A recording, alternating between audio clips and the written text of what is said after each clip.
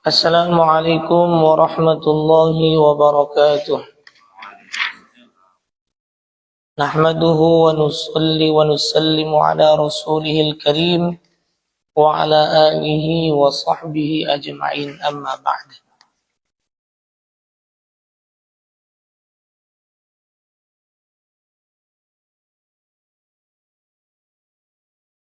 Ringkas kembali kemarin perkara-perkara yang membatalkan puasa ya.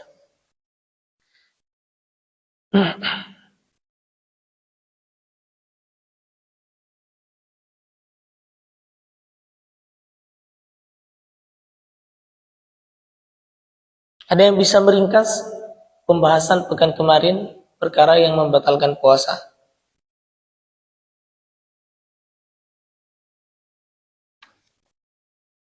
Pertama,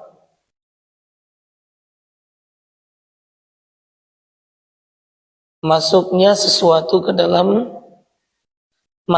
memasukkan sesuatu dengan sengaja ke dalam ya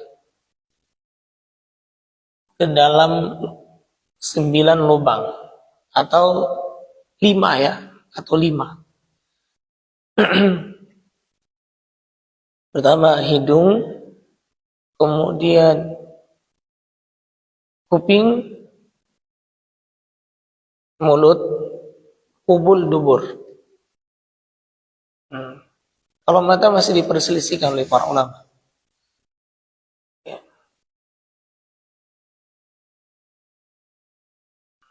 Kalau mata masih diperselisihkan.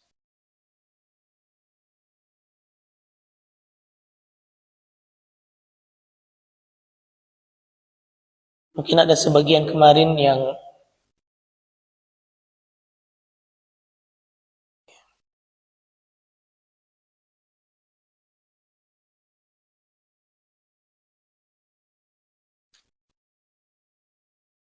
kemudian selanjutnya memasukkan obat ke dalam salah satu dari 2 jalan. Kemarin. Kemudian muntah dengan sengaja. Ini kita ringkas. Muntah dengan sengaja. Kemudian melakukan hubungan biologis dengan sengaja di siang hari bulan Ramadan. Kemudian inzal. Inzal itu keluarnya mani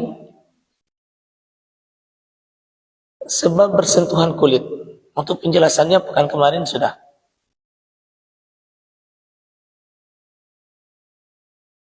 Kemudian yang terakhir, yang kemudian haid, nifas, gila, dan murtad, riddah.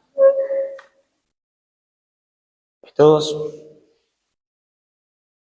perkara-perkara yang membatalkan puasa.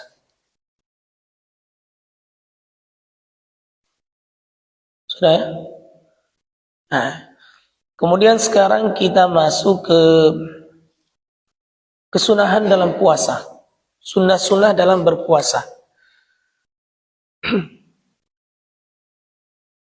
Wa yustahabbu fi shaumi salasatu asya'. Disunahkan dalam berpuasa 3 perkara. Ada 3 perkara, 3 hal yang disunahkan dalam puasa. Ini secara ringkas.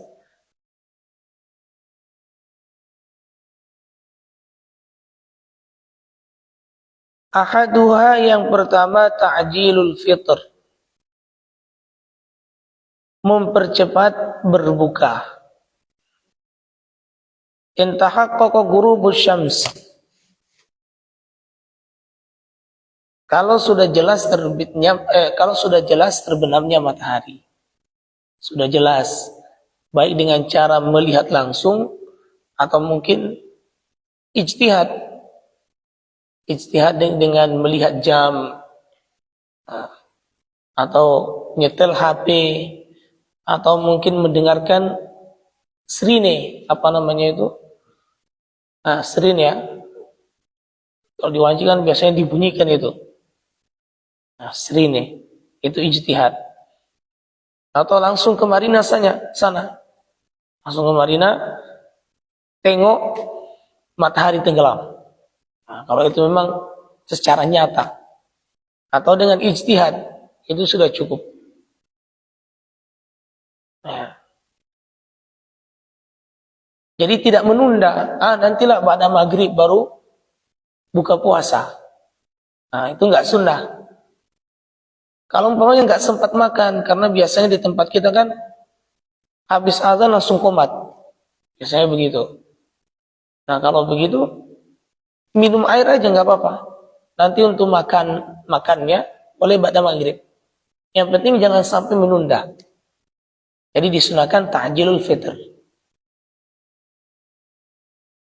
Mempercepat berbuka kalau memang sudah terbenam matahari. Kalau masih ragu-ragu, jangan. Fa in syakka fala yu'ajjalul fitr. Kalau masih ragu-ragu, jangan.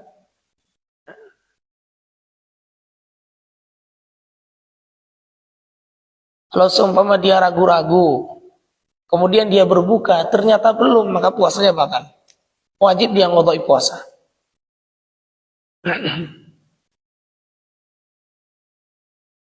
Jelas ya? Jelas ini?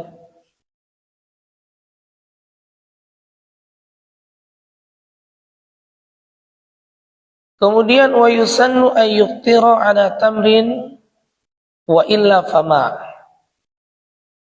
Kemudian disunahkan berbuka puasa dengan kurma kering kalau ada. Kalau nggak ada, dengan air, cukup dengan air saja.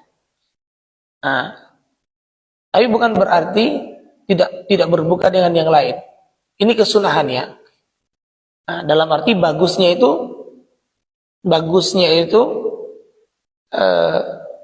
selama bulan puasa, selama bulan Ramadan kita siapkan kurma. Nah, kita siapkan kurma. Kalau air kan banyak, air banyak. Nah, maka itu ada yang jualan kurma itu sudah kirim di grup-grup. Nah, boleh nanti. Alhamdulillah Ramadan kemarin beli 1 gardus. Nah, beli 1 gardus. Bisa juga kita sedekah. Walaupun mungkin ada yang nggak suka dengan kurma, nggak masalah. Kita ambil kesunahannya saja. Karena ada sebagian orang nggak suka dengan kurma, nek atau gimana. Ini bukan soal neknya, tapi ambil kesunahan. Nah, mungkin buka puasanya kita awali dulu dengan kurma sama air putih, baru nanti setelah itu terserah. Mau diteruskan dengan pisang hijau, teruskan dengan bubur kacang hijau, gak masalah. Ya, kue lapis, macam-macam semuanya itu gak masalah. Yang penting kita ambil kesunahannya dulu. Jelas? Ini untuk makanan berbuka. Hidangan berbuka tadi yang sunnah apa? Yang sunnah yaitu kurma.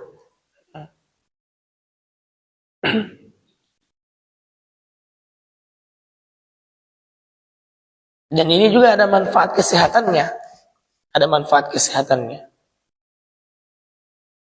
Lebih cepat mengembalikan kekuatannya. Karena memang kan berbuka itu ya disunahkan yang ringan-ringan dulu. Yang ringan-ringan. Jangan langsung yang berat-berat.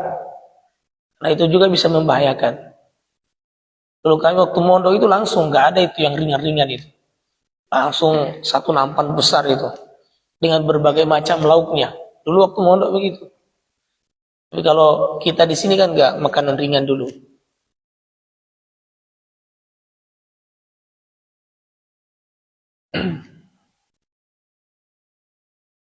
Jelas ya? Kemudian selanjutnya wasani ta'khirus suhur. Mengakhirkan sahur. Mengakhirkan dalam arti melakukan sahur mendekati waktu fajar. Mendekati waktu fajar. Dalam arti sahurnya itu bukan dari malamnya, itu enggak sunnah. Itu enggak sunnah. Bahkan kalau orang sahur sebelum jam 12 malam, makan malam, bukan makan sebelum jam 12 malam, itu tidak dianggap sebagai sahur. Sahur itu kalau orang makan dari setelah tengah malam, jam 12 malam ke bawah sampai subuh. Nah, itu sahur. Nah, kalau habis maghrib, nah itu bukan sahur namanya. Terus apa? Makan malam.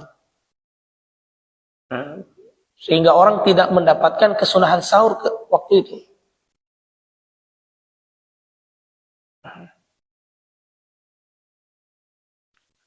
Nah, malam yaqa fi syakkin, selagi dia tidak berada dalam keraguan kalau waktu subuh sudah masuk. Nah, umpamanya di tempat yang tidak ada jam atau mungkin mati lampu, ya. Atau mungkin mati lampu. Ragu-ragu ini sudah subuh belum?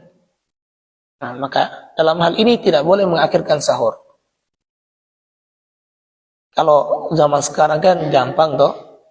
Kita bisa tahu kapan masuknya waktu sholat subuh, tahu. Dan kalau masuk waktu sholat subuh kan menunjukkan waktu subuh fajar sudah terbit. Nah, gitu. Maka kalau seumpama katakanlah subuhnya jam 4, ya mungkin jam 4 kurang 15 atau jam 4 kurang jam 4 kurang 30 menit atau setengah 4 ibaratnya begitu. Kalau seumpama takut kelewatan gimana? Kalau seumpama makan berat takut kelewatan, ya udah makan beratnya pun nggak apa-apa dari jam 3 nggak masalah. Tapi nanti mungkin menjelang subuh, menjelang fajar, minum air. Minum air atau makan sedikit untuk mendapatkan kesunahan takhirus suhur, mengakhirkan sahur. Ya. Kemudian wa yahsulus suhur biqalilil akli wasyurbi. Sahur itu terhasil dengan makan sedikit atau minum sedikit. Jadi nggak mesti makan banyak sahur itu. Kan ada sebagian yang malas bangun. Sudahlah, makan malam aja. Ya, nggak apa-apa, bangun sebelum subuh, makan kurma 1 biji, atau mungkin minum air sedikit saja, maka itu sudah mendapatkan kesunahan. Cari kesunahannya saja, nggak masalah.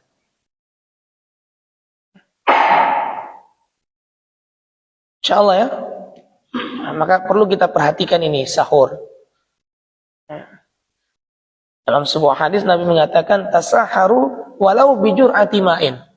Sahurlah kalian walaupun dengan seteguk air. Dalam riwayat lain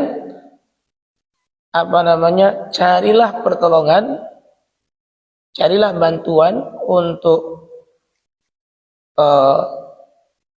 qiyamul lail dengan tidur qailulah. Tidur qailulah, tidur siang. Ya, qabla zuhur biasanya, sebelum zuhur. Biasanya kita tidurnya kapan? Tidur ba'da zuhur apa sebelum zuhur? Nah, kalau yang punya pekerjaan kayaknya atau enggak tidur sama sekali. Masya Allah.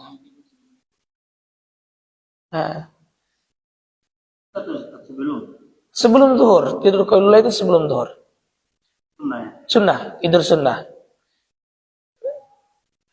Itu sudah tidur walaupun sebentar saja, 1 jam itu sudah mencukupi untuk melek sampai malam, nggak tidur sampai malam. Saya biasanya kalau nggak qailulah, masya Allah, teler. Biasanya kan masuk kelas pagi, masuk kelas siang juga. Itu kalau nggak qailulah, terutama hari Jumat kan, karena biasanya hari Jumat itu was-was. Karena khutbah takutnya kelewatan. Bisa-bisa nggak Jumatan orang nanti kalau tidur Nah, tapi kalau hari-hari biasa bisa tidur. Walaupun jam 11 bangun jam 12 itu sudah cukup, sudah kuat itu fisiknya. Tapi kalau nggak qailullah, maka biasanya hari Jumat itu masuk kelas siang dari jam 1 sampai jam 4. Dah santri-santri isi LKS tidur begini 1 jam, kadang-kadang saya tidur saking nggak bisanya itu. Nah, maka biasakan kalau yang punya waktu atau yang waktu istirahatnya itu jam sebelum zuhur, walaupun 1 jam, setengah jam itu cukup untuk 1 malam. Nah, namanya tidur qailulah.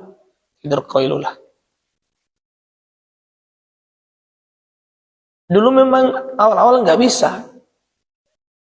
Kan kita di pondok dulu tidurnya qailulah. Sampai sekarang pun itu bisa melek sampai jam 12, jam 1 bisa.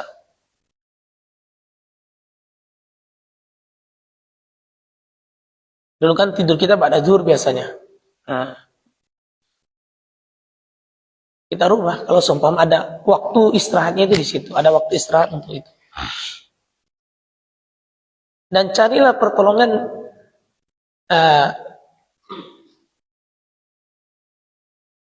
untuk puasa dengan makan sahur. Nah, ini. Jadi makan sahur itu bukan hanya sebatas ibadah, ya, bukan hanya sekedar supaya kuat puasa, enggak. Tapi di situ juga ada pahala yang besar, ada kesunahan. Ibaratnya itu di balik sunnah ada kejayaan. Nah, di balik sunnah ada kesuksesan. Tasaharu fa inna fis suhuri barakah. Dalam sebuah hadis, sahurlah kalian karena sesungguhnya dalam sahur itu ada keberkahan. Cari berkah. Berkah itu artinya apa? Ziyadatul khair, tambahnya kebaikan, tambahnya pahala. Atau subutul khair, tetapnya kebaikan, kekalnya kebaikan. Nah, dalam artian ya, apa-apa itu kita fikir barokah. Ya, kita fikir barokah. Anak yang berkah, nanti anak itu mendatangkan manfaat, membanggakan orang tua, manfaatnya dunia akhirat, bukan hanya dunia, sampai akhirat. Itu namanya anak yang barokah. Keluarga yang barokah. Kita cari barokahnya. Seperti keluarganya Nabi Ibrahim alaihissalam. Itu kan keluarga yang barokah. Anak turunnya jadi nabi semua. Bahkan nabi yang terakhir, Nabi Muhammad, itu barokahnya keluarganya Nabi Ibrahim.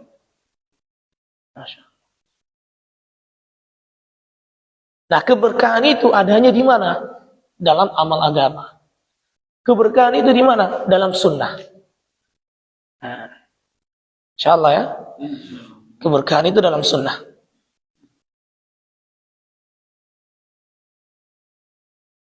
Nah, termasuk sunnahnya puasa ya sahur. Cari keberkahan dalam sahur. Tasaharu fa inna fis suhuri barakah. Inna Allah wa malaikatahu yusalluna 'alal mutasahirin.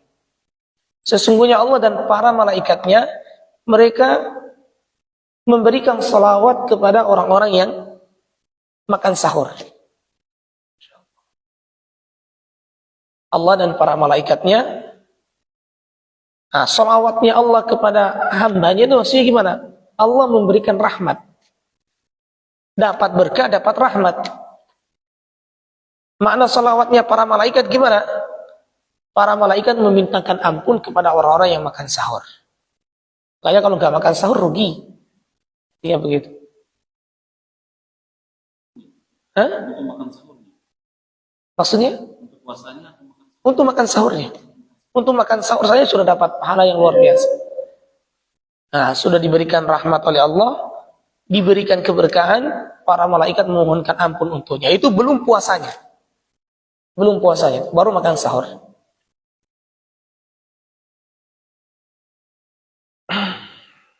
Ya, waktunya tadi kapan? Waktunya makan sahur itu memang tengah malam. Tengah malam itu. Tapi disunahkan takhirus suhur. Ya. mendekati sholat subuh. Selagi nggak ragu ya. Kan kita tahu itu waktu makan kita lamanya segimana toh. Nah, kita tahu sendiri waktu makan kita. Ada orang yang makannya itu lama karena makan itu masih ngobrol dulu. Kalau nggak ngobrol nggak enak. Nah, kalau begitu ya agak lama sedikit, mungkin setengah jam sebelum waktu sholat subuh.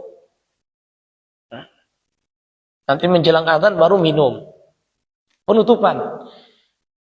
Nggak ada itu kunci nggak ada. Ada kebiasaan orang macam ya kunci, saya udah kunci. Nggak ada kunci. Pernah dengar ya? Ini sering ini di masyarakat. Saya udahlah kunci. Kunci maksudnya apa? Berarti seakan-akan setelah kunci nggak boleh makan minum lagi. Membuat syariat baru namanya. Puasa malam jadinya. Tidak ada kunci, nggak ada. Disunahkan takhirus suhur kok. Malah kunci itu anunya orang yang malas makan sahur.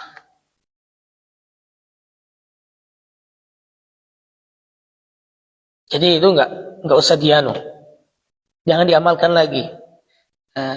Itu sering itu di masyarakat. Saya udahlah kunci.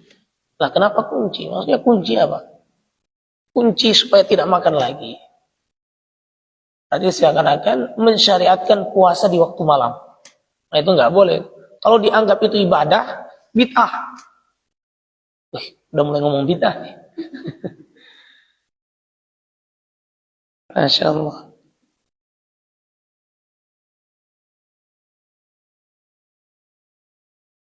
Insya Allah ya. Kemudian wasalisu yang ketiga tarkul hijr. Ya, tarkul hijr, meninggalkan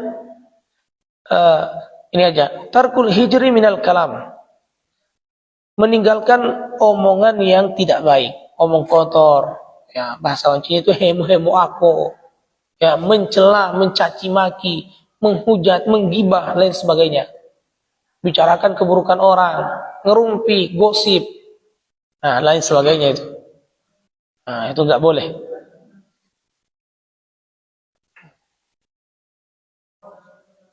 Tapi itu tidak sampai membatalkan puasa. Itu bisa mengurangi pahala puasa. Memang tidak membatalkan, tapi bisa mengurangi pahala puasa. Rubba sha'imin, mana? Lupa hadisnya itu. Banyak orang yang berpuasa tidak mendapatkan apa-apa dari puasanya illal ju', kecuali rasa lapar saja. Cuman lapar sama haus, pahala nggak dapat. Kenapa? Dia tahan perutnya dari dia bisa tahan lapar, bisa tahan haus, tapi tidak tahan lisannya dari membicarakan keburukan orang. Rubba sha'imin laisa min siyamihi ilal ju'. Nah, gitu hadisnya. Rubba sha'imi laisa min siyamihi ilal ju'. Banyak sekali orang yang berpuasa tidak mendapatkan apa-apa dari puasanya kecuali lapar dan dahaga saja. Nah, kenapa?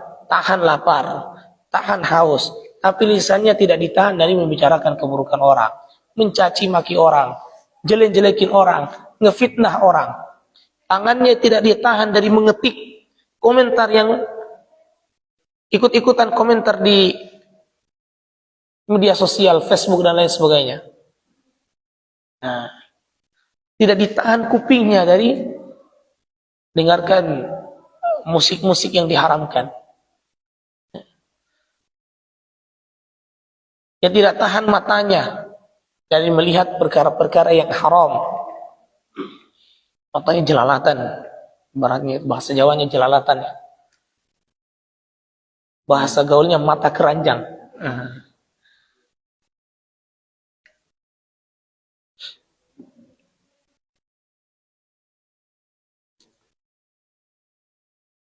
Ya, insyaallah ya. Maka fayahsunu shaimu lisanahu anil kadhibi. Maka orang yang berpuasa hendaklah menahan lisannya dari bohong. Nah, jangan berbohong. Wal ghibah, membicarakan keburukan orang. Membicarakan keburukan orang, walaupun itu benar. Walaupun itu benar. Justru yang benar itu namanya ghibah. Kalau nggak benar itu namanya buhtan. Dalam bahasa Arab buhtan. Sampai di Indonesia namanya fitnah. Padahal bukan itu fitnah yang dimaksud. Al-fitnatu asyaddu minal qatl. Bukan fitnah itu yang dimaksud. Kalau fitnah yang dimaksud itu dalam istilah syariat, setiap perkara yang menjauhkan kita dari amal agama itu namanya fitnah. Main HP sampai ketinggalan sholat. Fitnah jadi HP. Bahkan anak istri pun bisa jadi fitnah. Innama auladukum wa azwajukum fitnah. Bahkan harta juga bisa jadi fitnah. Innama amwalukum wa auladukum fitnah. Anak kalian, harta kalian, anak kalian fitnah. Kata Allah dalam Al-Quran. Fitnah itu maksudnya apa? Gara-gara ngurusi harta, ngurusi anak, menjauhkan dia dari amalan agama. Dulu waktu belum punya anak, waktu belum punya istri, belum punya harta, hartanya sedikit, rajin ibadah. Ke masjid istiqomah. Gak pernah ketinggalan. Pas nikah, punya anak, sudah masbuk nih. Lama-kelamaan, gak jamaah lagi. Kenapa? Ngurusin anak. Oh berarti anak, betul lah. Apa yang difirmankan oleh Allah dalam Al-Quran, innama amwalukum wa auladukum fitnah. Harta kalian, istri kalian bisa jadi fitnah. Maka hati-hati. Bukan berarti, kalau begitu, kita gak usah punya harta. Kita nggak usah punya anak, itu salah. Bukan begitu maksudnya. Nah, itu maksudnya hati-hati. Jangan sampai harta kita, jangan sampai anak kita, gara-gara ngurusi harta, ngurusi anak, menjadikan kita terhalang dari ibadah kepada Allah, dari ngamalkan agama. Nah, insya Allah ya. Bukan fitnah menurut istilahnya orang Indonesia, kamu fitnah. Bukan itu. Itu namanya buhtan dalam bahasa Arab. Nuduh, ya. Nuduh bohong namanya itu ya. Menuduh bohong. Jadi jangan pulang nuduh bohong orang, kemudian kamu sampaikan dalil Al-Quran, al-fitnatu asyaddu minal qatl. Bukan itu maksudnya. Mafhum ini? Kamu fitnah saya, nggak boleh fitnah. Kamu fitnah ya? Al-fitnatu asyaddu minal qatl. Kagak nyambung namanya itu. Jangan semua bawa golok, kagak nyambung, blok.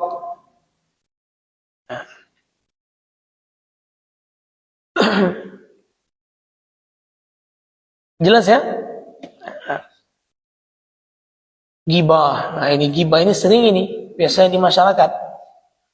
Nah ini nggak usah masyarakat lah. Jangankan ibu-ibu, bapak-bapaknya pun ikutan gibah. Nah, apalagi udah ngumpul gode-gode. Masya Allah. Nggak ada pembahasan lain. Ya sudah.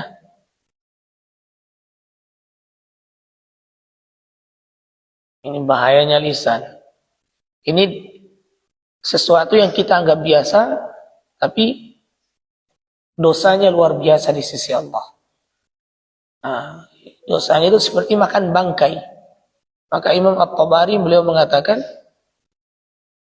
Allah Subhanahu wa taala mengharamkan ghibah sama seperti halnya Allah mengharamkan memakan bangkai. Makan bangkai apa enggak? Makan bangkai hukumnya gimana? Haram. Nas dalam Al-Quran.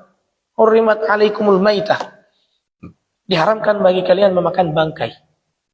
Nah, itu bangkai hewan. Ini bangkai saudaranya dimakan. Maka ini dapat mengurangi pahala puasa. Wa nahwi dzalika dan semacamnya kasyatmi, seperti mencaci maki. Mencaci maki, ngajak kelahi, apa lo? Apa? Nantang? Oh enggak. Nah ini termasuk itu. Nah sekarang kalau ada yang ngajak kita kelahi, yang ngejek kita gimana? Apa kita ladenin? Wa in syatamahu ahadun.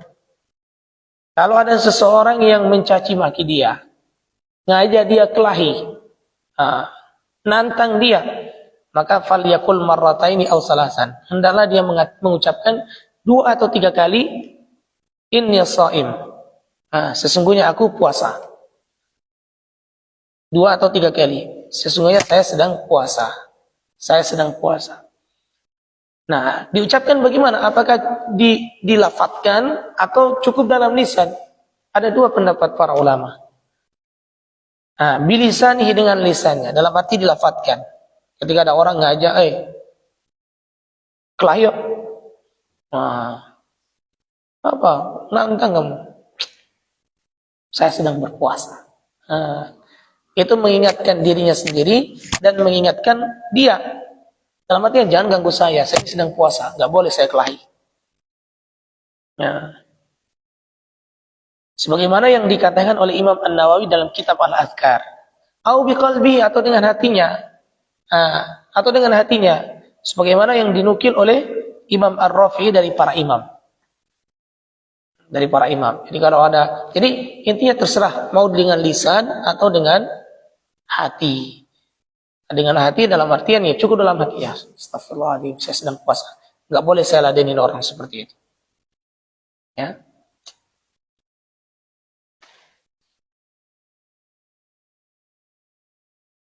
Dan perkara seperti itu kalau kita ladenin, ya kayak bensin ketemu api, betul nggak? Bensin ketemu api. Terus kalau seperti itu bagaimana? Jadilah kita seperti air, bukan seperti bensin. Ketika ada api, siram dengan air, padam, selesai masalah. Tapi kalau kita ladenin, ada orang yang pengen buat masalah dengan kita, dia bawa kayu, kita langsung ke rumah ambil parang. Ini tambah besar masalah ini. Bukan masalah yang selesai, tambah masalah. Biasanya tidurnya di rumah, besok malam tidurnya di jeruji.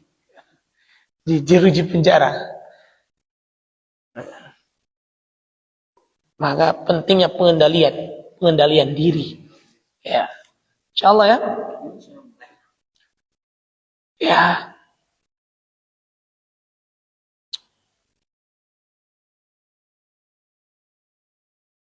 Tapi walaupun demikian, ya, tidak seperti yang saya katakan tadi, itu semua tidak sampai membatalkan puasa. Tidak sampai membatalkan puasa. Tapi bisa mengurangi pahala puasa. Banyak. Ini kan kesunahan yang kaitannya dengan puasa. Kalau kesunahan-kesunahan yang kaitannya dengan Ramadan banyak. Tarawih, ya, kesunahan-kesunahan dalam bulan Ramadan. Terus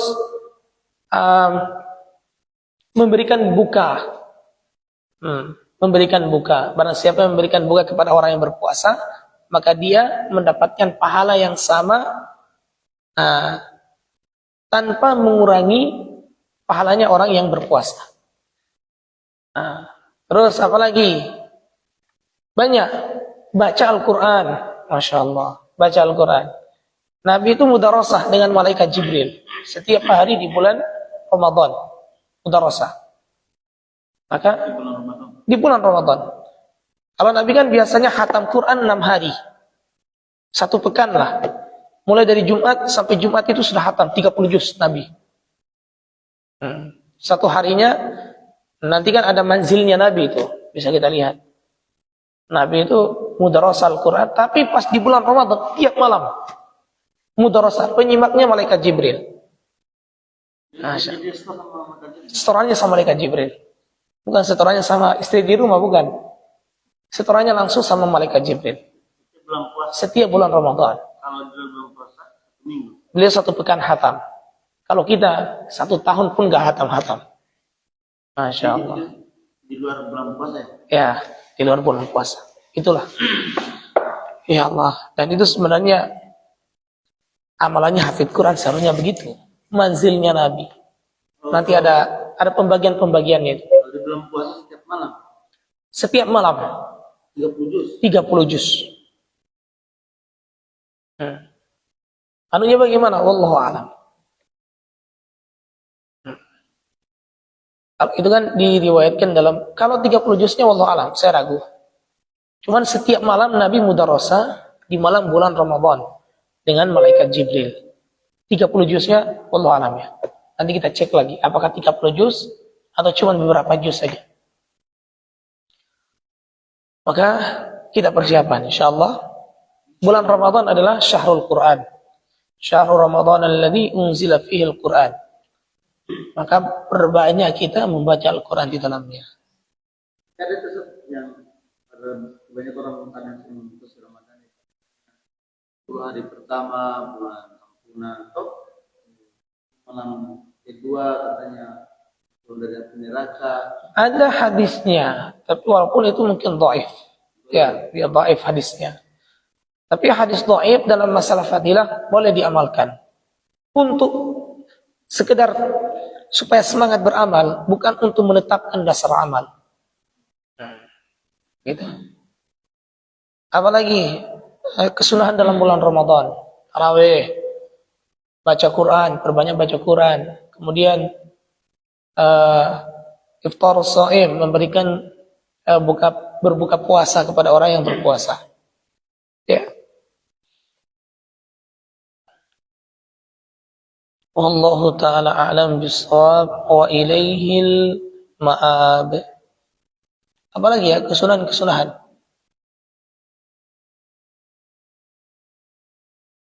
Itu kurang lebihnya. Cukup mungkin? Ya, insyaallah kita tutup majelis kita dulu baru nanti kita ngobrol sebentar. Ya, semoga majelis kita diterima oleh Allah. Subhanallah bihamdihi subhanakallah.